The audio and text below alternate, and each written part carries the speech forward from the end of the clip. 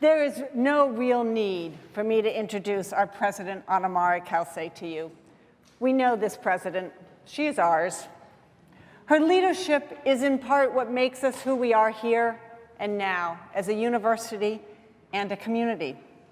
This leadership has catalyzed change that is at the core of our collective work and vision. So while it is important to note that her tenure at this institution reaches back over 30 years as a professor of psychology and American ethnic studies, with additional appointments in the Department of Gender, Women, and Sexuality Studies, as well as in the College of Education, and that she has contributed to our community as a clinic director, as chair, as mentor, as dean, as teacher, as provost, and today as president. It is even more important to acknowledge the remarkable ways in which President Cauce challenges and champions us here today and every day. More than anything, she has challenged us all to expand our commitment to education and the public good. Essentially, how do we become the #1 university for impact, for real and enduring impact? We see that commitment to impact in the many recognitions she has received for her teaching, scholarship, and advocacy, including the Distinguished Teaching Award, the highest honor we give to faculty members for their work with our students. But those honors only begin to recognize what it means to have Anna-Maria as a leader and a partner. From the Husky Promise, now 10 years old, to the Capital campaign that's expanding the reach of our promise and excellence, she is leading us as an institution while partnering with us as a community. Last year, Anna-Maria launched the Population Health Initiative by inviting the university community and partners to contribute to a multi-decade vision to advance the health and well-being of people around the world, in an approach that tackles challenges of environmental health and economic and social equity. As bold as it is, this initiative is about even more than population health. It's about catalyzing inclusive innovation to generate that real and enduring impact for the public good. This is what leadership looks like when Anna-Maria is our president. She has modeled how to respond to society's challenges and reimagined what it means to be a public university dedicated to this public good. Just one example, she engaged with our students, faculty, staff, and the broader community to welcome Tent City 3 just last winter. So many of us were changed by that experience as we saw new possibilities for our role in serving our communities. But for me, the moment when I knew this was a university to which I would commit in the long term was when Anna-Maria launched our Race and Equity Initiative in 2015 in this very room. This was a challenge of the deepest kind, to critically reflect on ourselves in order to nurture a more inclusive community. In announcing the initiative, Anna-Maria shared her own story of coming to this country as an immigrant, of her brother's leadership, and then of his murder, of her mother's journey to embrace her daughter, Anna-Maria, and her wife. She reminded us that racism, sexism, classism, all of the isms are not someone else's problems, but our problems. We are challenged to change both ourselves and our community so that everyone who steps onto this campus is welcomed and nurtured with respect and grace. This is not merely her initiative, but ours, for it is our community that we'll build together with her. As our nation and our own campus reckon with racist incidents and what seems like a rising chorus of louder racism, louder bigotry, and louder hatred, which are not new, but newly shameless, Anna-Maria has remained a leader, sharing her leadership in Chicago with other presidents and provosts just this week. She has consistently defended the right to free speech on campus, to academic freedom in the research, teaching, and service of our faculty, and to the rights of our students to engage in discourse across differences. She has not backed away from hard conversations, but taken responsibility for our community by engaging and being present, by listening and by reflecting, and finally by leading. And with all of these challenges, at the core is also the Anna-Maria of incredible warmth and generosity of spirit, a true community builder. She understands the power of being real, of sharing as a friend and a colleague. In fact, there have been moments when I half regretted she was my boss, because I would love to just be friends. No matter the position she has held officially, she has maintained an approachability that another leader might see as a liability. But not Anna Mari. She chats with me about where to go hiking, the beauty of a sunset, or our mutual dislike of spending too much on fancy clothes. She welcomes new students to the dorms and is just as willing to talk with angry students on Red Square. She's her unfiltered, sometimes silly self on Facebook. And when she makes a mistake, whether it's a typo or a decision to be reconsidered, she acknowledges and moves forward with integrity and generosity. These are the values around which Anna Mari builds our community, and they are what challenges each of us to bring our best to the table and to truly steward an outstanding future for all of us as a community here and around the globe. So please join me in welcoming the President, a boundless, fearless, and tireless leader engaging the grandest challenges of this institution and our collective communities.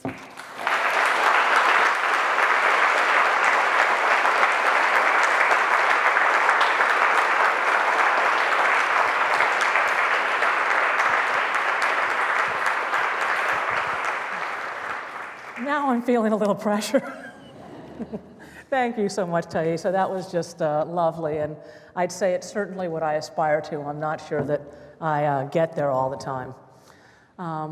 Thank you all for being here. Welcome. And I want to begin by acknowledging that we're on the land of the Coast Salish people, which touches the shared waters of all the tribes and bands within the Suquamish, Tulalip, and Muckleshoot nations. Here, in the sacred space of Washlabat Intellectual House, it's a special honor to acknowledge the tribes and Native people who founded and remain part of our community. And we are indeed a community. Again, I want to thank and welcome those of you who are here today and those who may be watching remotely for coming together in that spirit of community. I want to particularly thank the regents who are here. Their leadership and wise counsel ensures that this great institution continues to thrive, and they represent the people of Washington and their support and investment in this university. Okay, so this last year has been full of challenges, global, national, and right here.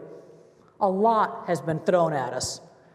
But it's also important to acknowledge that some have been challenged and in fact threatened more than others, including our DACA students, our trans community members, and people of color more generally, as well as so many in our community who've been affected by what seems like one after another, natural and at times not so natural disasters. We're also facing a difficult economic time across all three of our campuses, with some of our schools, colleges, or units feeling the pinch more than others. I know it's not an easy time, and I'm happy to take questions about any of these issues or anything else that's on your mind during Q&A. But I'm going to focus primarily today on those things that unite us, aside from the @UW in our email addresses, or the fact that we all look fabulous in purple. I want to focus on what we can accomplish when we all pull together. That's not to minimize or ignore our challenges. I think about them every day and, quite frankly, too often at night. Yet, I believe the best way to prepare for and confront challenge is by building on our strengths, pulling together as a community on behalf of the greater good. About a decade ago, when I was vice provost, I helped to lead a project to assess and improve working conditions here at the university. We surveyed more than 6,000 UW faculty and staff, and we interviewed many others. I was involved in the face-to-face interviews. And I was struck by two features of our community that were overwhelmingly positive. Almost 90% of those surveyed agreed strongly that they care about the UW and they are proud to be a part of this university. Finance and IT professionals, med techs, nurses, janitors, cooks, electricians, told us that while their day-to-day work was not that different from what they might be doing if they worked someplace else, it mattered to them that they were part of this community and that what they did supported our larger mission of education, discovery, patient care. Well, I'm proud to be a member of this community too. I've often said that I think of it as home, a concept that for someone who came to this country as a refugee has special meaning. I grew up in a house where home was something almost mythical, something that was out of reach, that had disappeared. But I found it. It's here. I've been here for most of my life, and I think my spouse would tell you I spend more time here than any place else. And quite frankly, I take a lot of joy in being part of and dedicated to this very special place. I'm proud of our students across all of our campuses who work so hard to gain admission to the UW and then work even harder once they get here. They're from suburbs and small towns, islands and farms. They come from all over, New York and Nigeria, Las Vegas, Laos, mega cities like Beijing, and small towns like Gustavus, Alaska. Most come from Washington, Mount Vernon, Spokane, Woodinville, Federal Way, Prosser, and Port Angeles, Odessa, and Aberdeen. There's a street or lane on this campus named after every county in the state. And I bet you that there's a student here from every one of them too. I visited Yakima a few weeks ago, and I talked to students at Davis High, which produced 113 of our current students. I'm also proud to be a member of this faculty, where my colleagues invest themselves in the university as teachers, mentors, scholars, artists, researchers. They're unafraid to take risks and to take their work and our university to the next level. I'm also proud of the doctors and nurses and other healthcare providers at UW-Medicine who work every day to improve people's health, including mine. And we wouldn't be a great university without the staff members who support and advise our students, who work side by side with faculty, and who keep our campuses, hospitals, and clinics functioning, our grounds beautiful and safe, and who conduct the behind-the-scenes business of running a complex university like this. And then there's our alumni. They link us to the past and connect us to the world, who remain part of our community no matter where they live. Our reputation is strong. The UW ranked 13th in the world and 3rd amongst all public universities in this year's academic ranking of world universities. And in the National Taiwan University rankings, we were number 6 worldwide. In the US, we were behind Stanford, Harvard, and Johns Hopkins, and 1 slot above MIT. Not bad. Now, okay, I know it's just a number, and it's but what I like about it, and why I talked about these ratings, is they're based on output, like the number of articles published in top journals like Science, and by how many articles were cited. It wasn't just reputation, which looks backward, not forward. So in that sense, I'm proud of what it signifies, the vast and exceptional quality of the scholarship and discovery produced by our faculty, the staff we work with, and students. Behind Harvard, Stanford, and Johns Hopkins, ahead of MIT. Not bad. And once again, we've been ranked the most innovative public university in the country. And I love this one because it reflects our willingness to think outside the box and to do the unusual, the unexpected. That doesn't mean I'm into chasing rankings per se. I'm not. But I am proud of the output and impact that this set of ratings represent. This doesn't happen just because one smart scholar or even 100 smart scholars are working in isolation. It happens when you assemble a complex ecosystem to support groundbreaking art, scholarship, and research that pushes the boundaries of human knowledge. It happens when interdisciplinary thinking is built into the system and when thousands of people working on different and varied projects share a common vision of building a better world. The strength of our ecosystem shows up every day in the international and national coverage that we get. It's what's enabled UW researchers to discover the first two-dimensional magnet. Now, I'm not exactly sure what that looks like, but I've been told that it's a discovery that could impact computing technology on the scale of the invention of the semiconductor. It's also what's enabled faculty, students, and community scholars and activists to work through our Women's Center to produce research that delves into the conditions that allow human trafficking to persist right here in our state. And they're making policy recommendations about how to make sure that doesn't keep happening. It's enabled the work of our faculty and students in Law, Society, and Justice to work with prisoners in the Monroe Correctional Complex, and the work of faculty in UW-Tacoma social work with Girl Scouts Behind Bars, which aims to support girls whose mothers are imprisoned. It's enabled the innovative work by UW-Bothell School of Business in partnerships with our Evans School to reimagine philanthropy to address pressing social issues. Our faculty carry out this work side by side with students because we're above all a community of educators committed to excellence with a very rich, a very expansive view of what it means to teach and learn.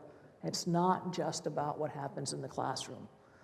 And the proof of that excellence is all around us in the students and graduates who are showing us what it means to be boundless in new ways. Budding lawyers who work for justice, like Washington's Attorney General Bob Ferguson and Solicitor General Noah Purcell.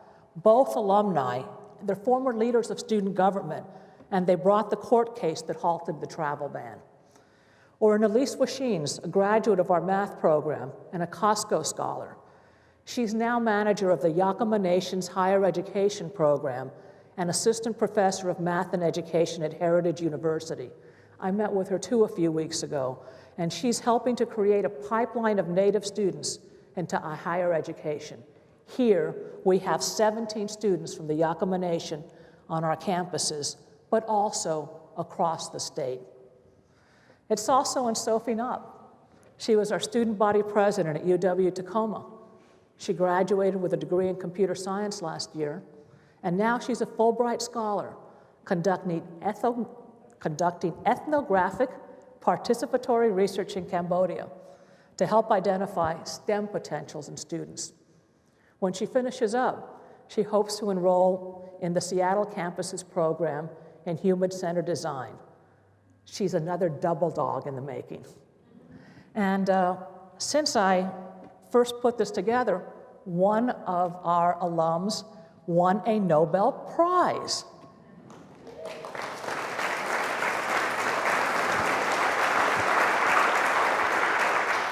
And another one of MacArthur, so I guess our students are doing pretty well. In this case, Bob, Noah, Elise, and Sophie, once our students, they're now teachers, scholars, professionals, continuing to serve their alma mater and the world. Proof of that excellence is also in the 8,000 plus undergraduates who participated in research here, more than 5,000 engaged in public service, and more than 2,000 completed university-affiliated internships. In countless examples, UW students are inventing new ways to stretch, to learn, and grow through their Husky experiences. Okay, we grouse sometimes. Sometimes we kind of whine. The region is becoming expensive and our pay isn't keeping up. Someone else is getting a new building and we aren't. Even worse, their new building is blocking our view. We didn't get the class we wanted this quarter, and at the risk of bringing up what for some might be a sore subject, we lost a football game. But it's often the defeats that we learn the most from, and we have a week to regroup. And yes, I know about the problems with Workday. We do have a terrific integrated services staff working on it, and we appreciate your patience. Now, I'm not just making light of these things. I know if it's your paycheck, it's a big deal. But despite it all, and many other challenges and hassles, big and small, that I haven't mentioned, for the 4th year in a row, the Chronicle of Higher Education named the UW a great college to work for. It was based on an anonymous survey, so people said what they really thought. We were especially singled out for having an environment of respect and appreciation, for strong relationships between departments and their chairs, for our supportive teaching environment, and for our collaborative governance. Also for confidence in senior leadership, which certainly made some of us in Gerberding smile. None of our other peers were recognized in as many categories, not a one of them. And the only 2 peers that were recognized, Michigan and USC, both were recognized for their high compensation. Indeed, it's the only category that Michigan was recognized for. So yes, we have to continue to work to improve compensation, and we will. The data does show that money doesn't buy you respect or strong relationships, but you do need enough to pay the rent. I know that. So we're going to continue to work on the problem, but it will require us to make tough decisions about the size of our faculty, staff, about our course loads or faculty mix. These are the kind of decisions we must make together, thoughtfully, because that's what a community does. And yes, we'll be working with the legislature too, because everyone in this state has an investment in keeping the UW excellent. And our reputation for excellence is well earned.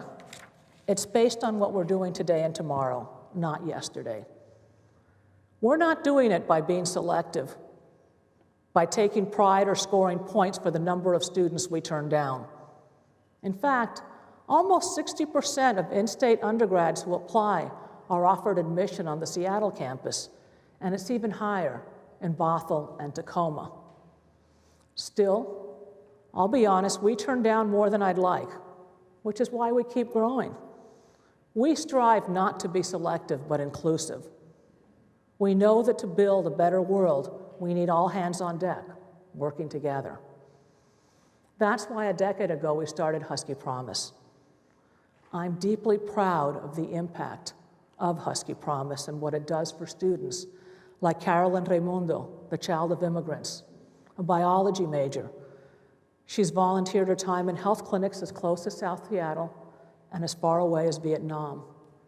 She also serves as a peer tutor for the OMAD Instructional Center. Since its inception a decade ago, over 39,000 students across our 3 campuses have attended one of our undergraduate programs without paying any tuition.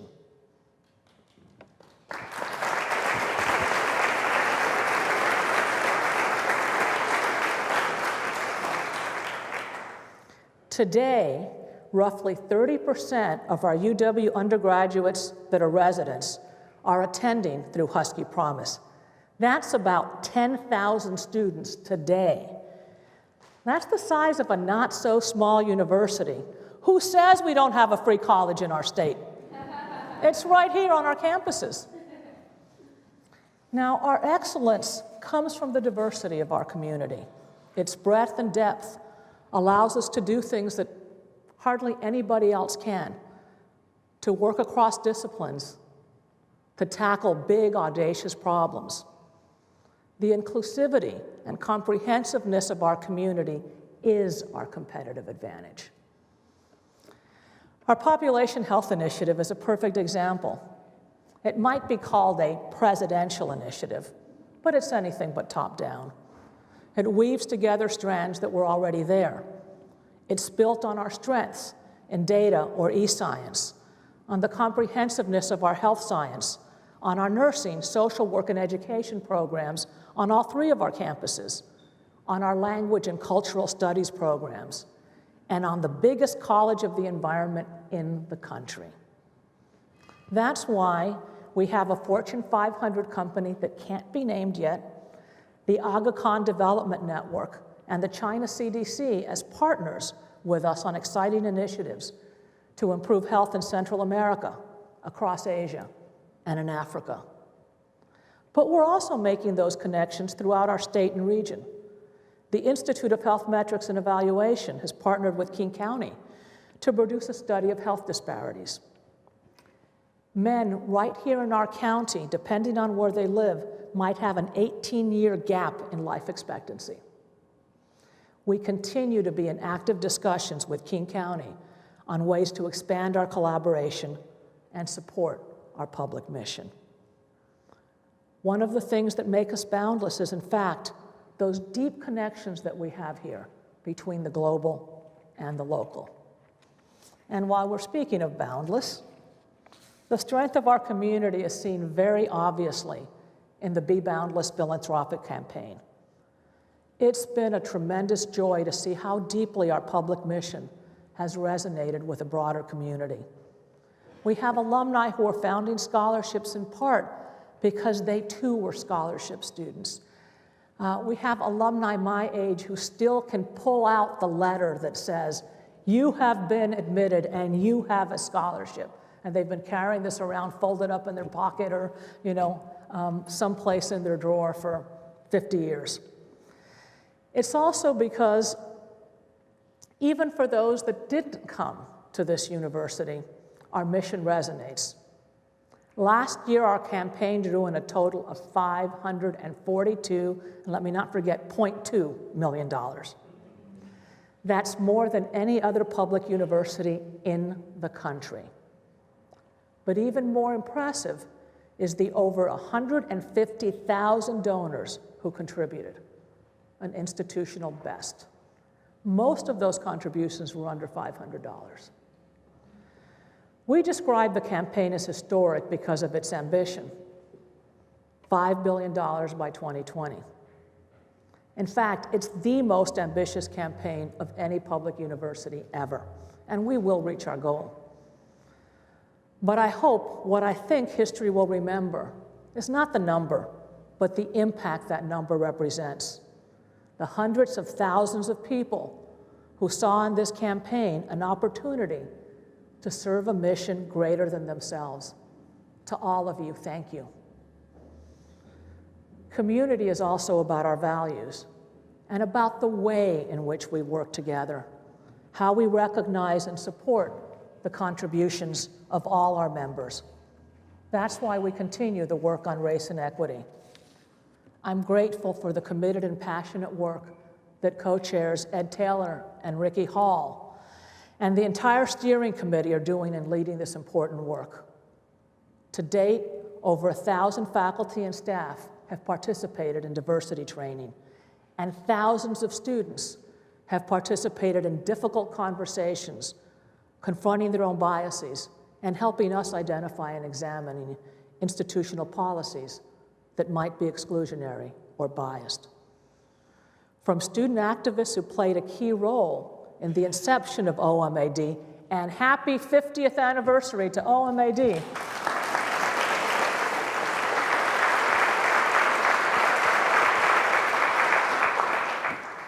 To our regents, who started a Diversity, Equity, and Inclusion Advisory Committee, our community is working to increase social justice as we better people's lives.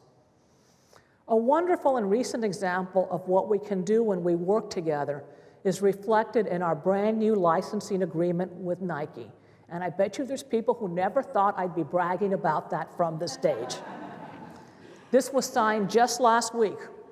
The new contract ensures that the Workers' Rights Consortium, a labor rights monitoring organization, has access to investigate Nike supplier factories when they're accused of labor violations. This was recommended by our Advisory Committee on Trademarks and Licensing and by the United Students Against Sweatshops. In my Provost Town Hall in 2015, I noted that student activism has played a positive role in this university and has had a material influence on companies like Nike. USAS has fought tough battles on behalf of human rights, but it's also been willing to work with our committee structure and to collaborate with administration when they believe we can work together in good faith. This balanced approach has arguably played a role in a victory for workers around the globe.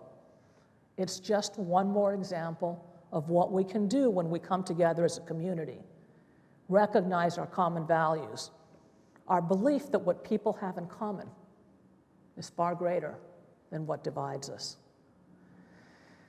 College campuses are, and they'll continue to be, center stage as we debate difficult issues on which there are a diversity of opinions. As a community of people with deeply held values, it's both our obligation and our opportunity to demonstrate how to disagree without shedding our humanity. Justice Thurgood Marshall wrote, "In recognizing the humanity of our fellow beings, we pay ourselves the highest tribute. To offer all people dignity and respect is how we give those same gifts to ourselves."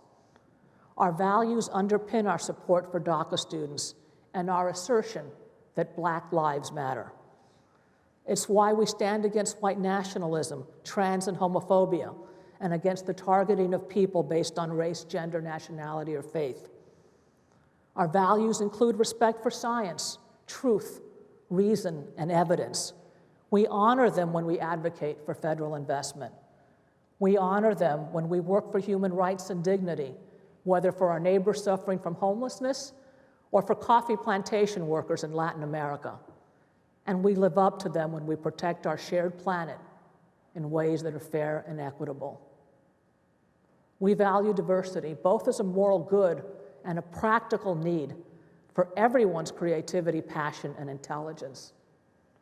Innovation is a powerful force, but if we only listen to the same few voices or types of voices, we become bounded instead of boundless, and we risk confusing novelty for innovation. Our opportunity in our labs and classrooms at CoMotion, the Global Innovation Exchange, is to channel that powerful force into a world of good. I know that we are a deeply determined community. Every dream we have for our future and for our children's future depends on that determination and the willingness to work together, especially when it's hard. We're all essential to the great tasks that lie ahead of you, ahead of us. Thank you for being part of this community. You're not only deeply valued, the world urgently needs you. Thank you. I look forward to hearing from you.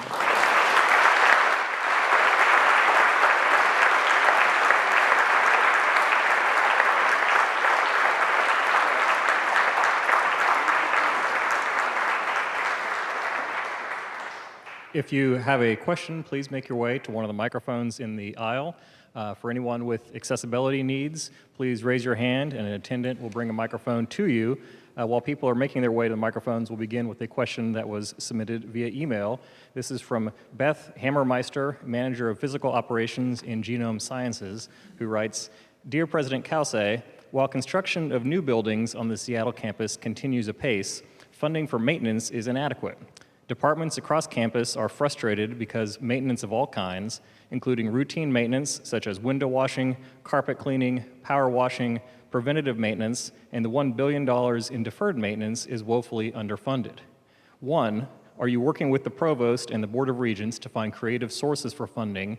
And 2, has any money from the Be Boundless capital campaign been earmarked for maintenance?" Okay.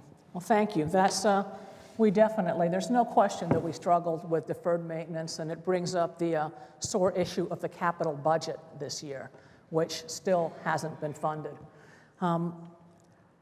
We didn't get to the problem of $1 billion or so in deferred maintenance overnight. It's been building up over years, and quite frankly, almost every university that's our age, even the wealthy universities, have deferred maintenance problems.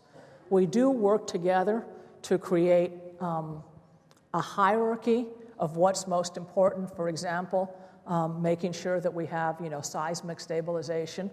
So, we do have a hierarchy. We're getting to things one at a time. The truth is that the first step, one of my advisors used to say that the first way to get out of a hole is to stop digging. And so one of the things that we're doing is, as we build new buildings, we're making sure that they have built into them funds for continued maintenance so that we don't keep adding to the problem. We're going to keep chipping away at it, but in truth, we can't stop doing some new things. We can't stop building, and quite frankly, at this point, almost all the building is overwhelmingly built with private funds, whether we're talking about the new Bill and Melinda Gates Computer Science building that's about 80 or 90% private funds, the population health building that again is about 80 to 90% private funds. That's the situation we're in now. Not just us, but all the 4 years, and all the community colleges are trying very hard to make the case to the legislature. So we won't keep on digging. We'll be chipping away at it, but we can't stop doing things that we need to do to be a first-class university. We'll go to the far microphone here first and then alternate back and forth. Thank you. Hi, Anamari. Thank you for your good words and your good leadership.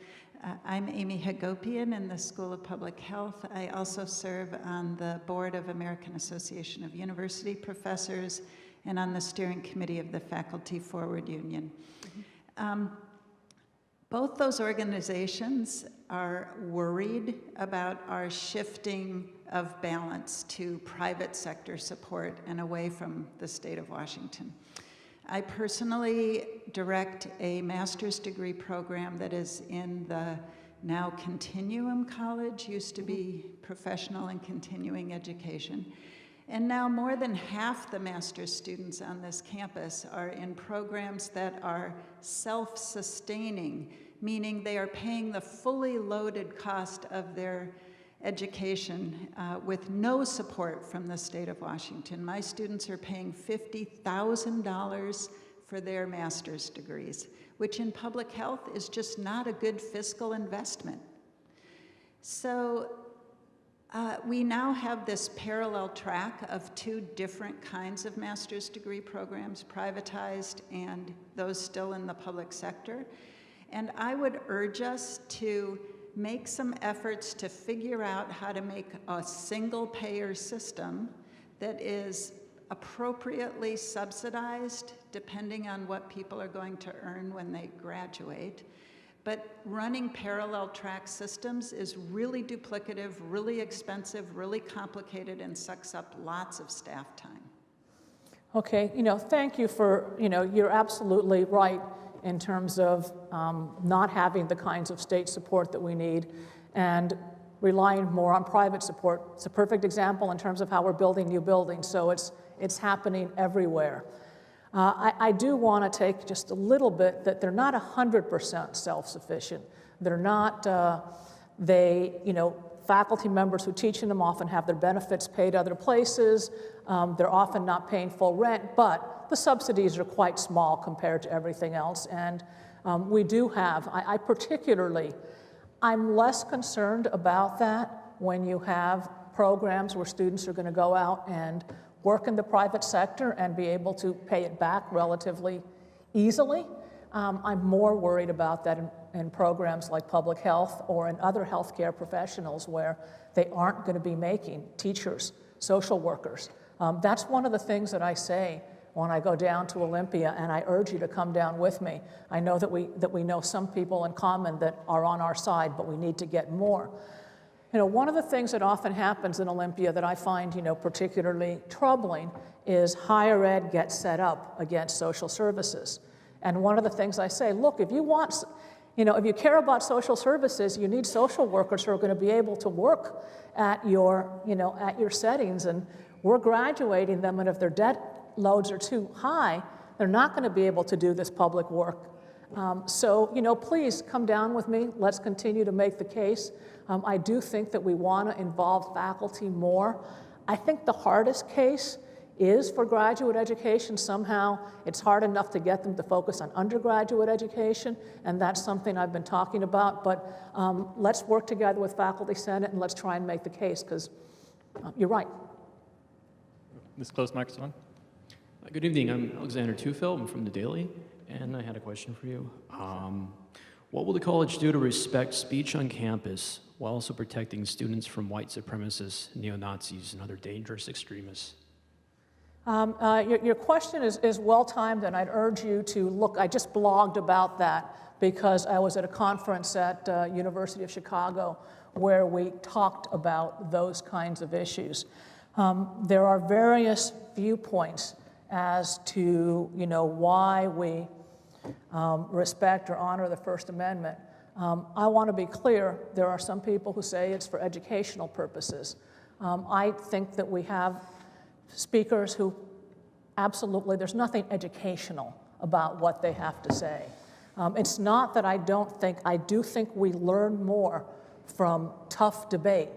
And I think there are speakers that I would very much disagree with, but I would love to be able to debate and to have on campus. But we've got some folks that are here to hurl stones, so to speak, metaphorically. If they did it for real, we could tell them not to come. And I don't think they have a whole lot to say. The reason why we respect the First Amendment, first of all, as a public university, we're bound to do it. But I think more than that, and I think that if you think about what's been happening lately, I think you begin to realize why it starts getting dangerous to try and shut down some groups. We have a president who would love to shut down people having a very eloquent and totally nonviolent protest like kneeling when they're playing the national anthem. He suggested that we should take away the tax subsidy from the NFL if they allow players to do this. It'll be very interesting. There's a really good article about why that won't work and why they're protected by the First Amendment. We've been seeing more speakers that we would consider progressive being shouted down. Folks like the white supremacists and white nationalists, I call them free riders on democracy. They really do, push. But I think at the end of the day, we have to protect their rights, because if not, we start setting up the framework for a more authoritarian regime.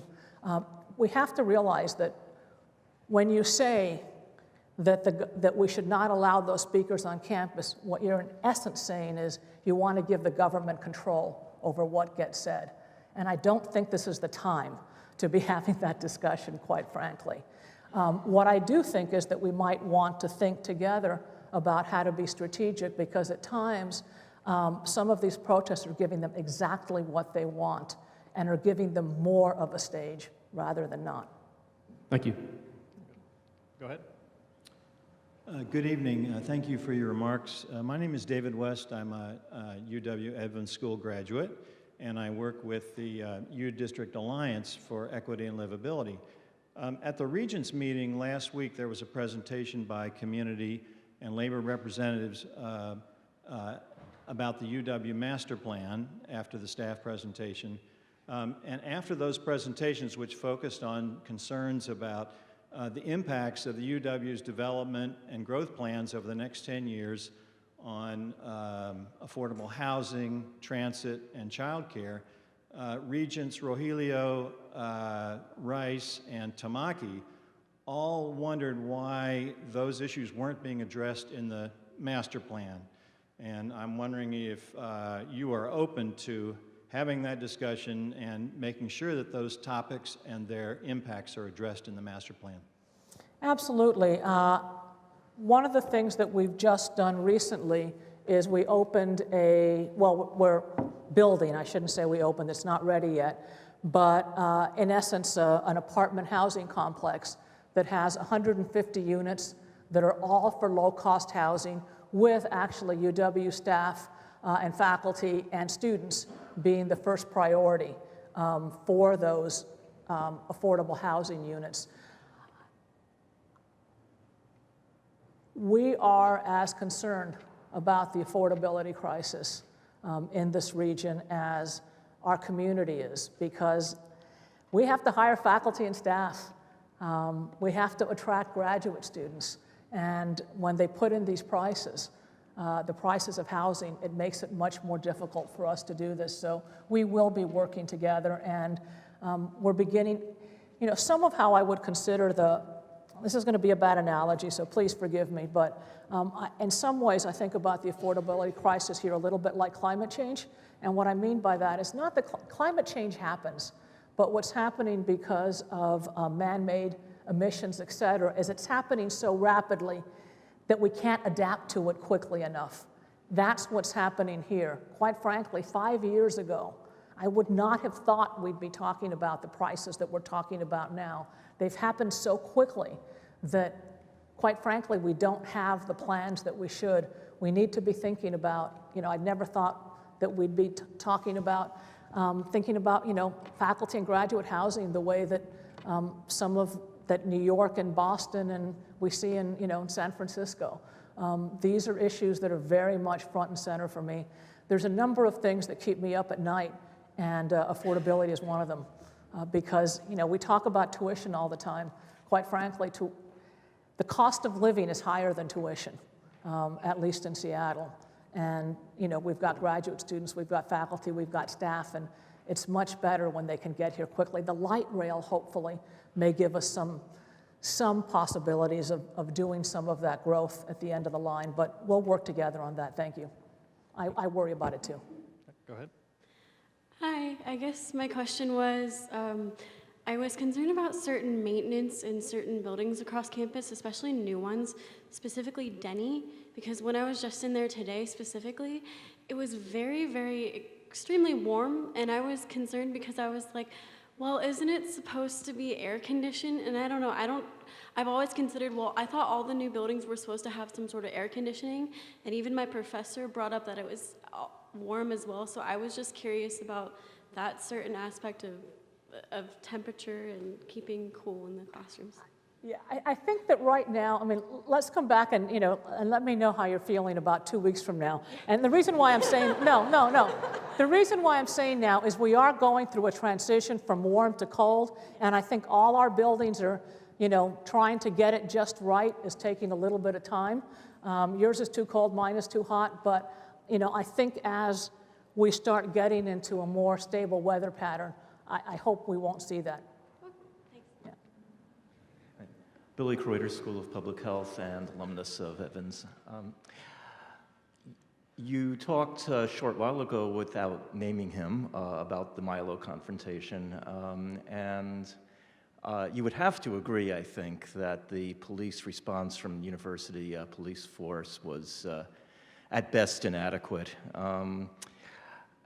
The police chief's annual report was issued just within the past week or two, and it noted that it is against the Washington Administrative Code to possess firearms on campus. Couldn't, at least at a minimum, couldn't the university police force have enforced that regulation and banned all participants who were armed from campus, just completely avoided an armed confrontation by evicting them before the confrontation occurred? Yeah, I can assure you if the police knew that someone was there with firearms, she would have been evicted. There's no question about it, and the individuals were banned from campus immediately. They're not allowed on campus, but we also don't have in our public square, and I hope we don't get to it. I think there's conversations now about all hotels having metal detectors after Las Vegas. I hope we don't get to the point where we have to close down campus and all our entrances have to have metal detectors. If that event might have been warranted, Metal detectors? Well, there were... Well, I'm saying, where would... But I'm saying, where would we have put them? See, what we have to think about, and I'm happy to have this conversation, is what kind of campus do we want to be? Are we going to, like I say, build, in order to have metal detectors to come into Red Square, we're talking about having to build moats so that there's only a few entrances. Is that really the kind of campus we want to be? Those are questions that, because then there's other things we wouldn't be able to do in Red Square. But I want to be clear, there's no question that if the police confiscated some Molotov, they confiscated a lot of stuff that they saw. This was a woman who was carrying it in her purse. And they didn't see it, they didn't confiscate it. But yes, guns are not allowed on campus. Close here. My name is Shubhra Shanghai. I'm sort of a newcomer to Seattle. I moved from New York to here about a year ago. I'm an affiliated professor in restorative dentistry and oral surgery. I knew some faculty at UW, but I never knew the depth and the breadth of this university, how large it is. And your talk really was very enlightening.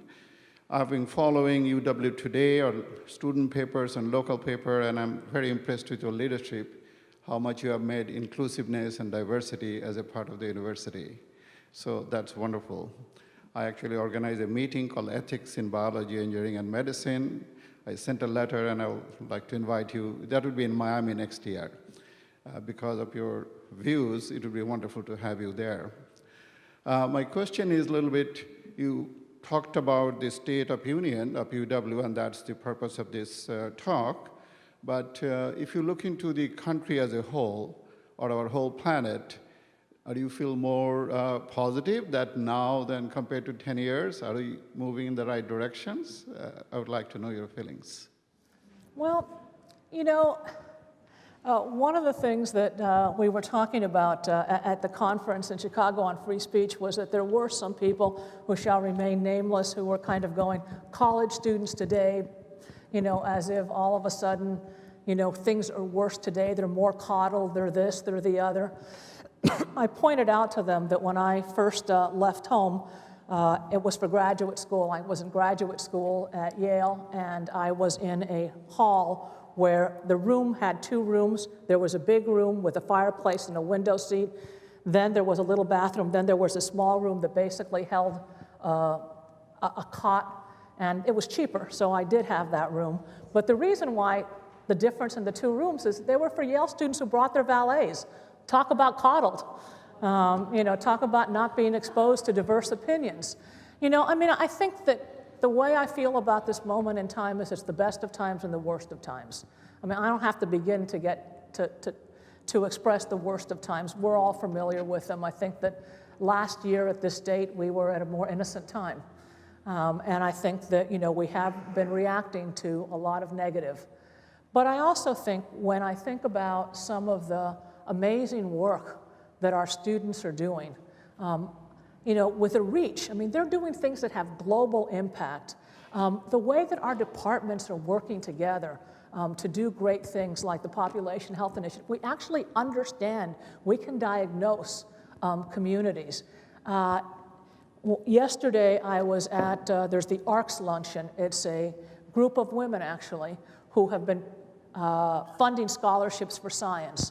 And we had students presenting their work. There was one student who was talking about the work that he's doing with stem cells to repair heart tissue.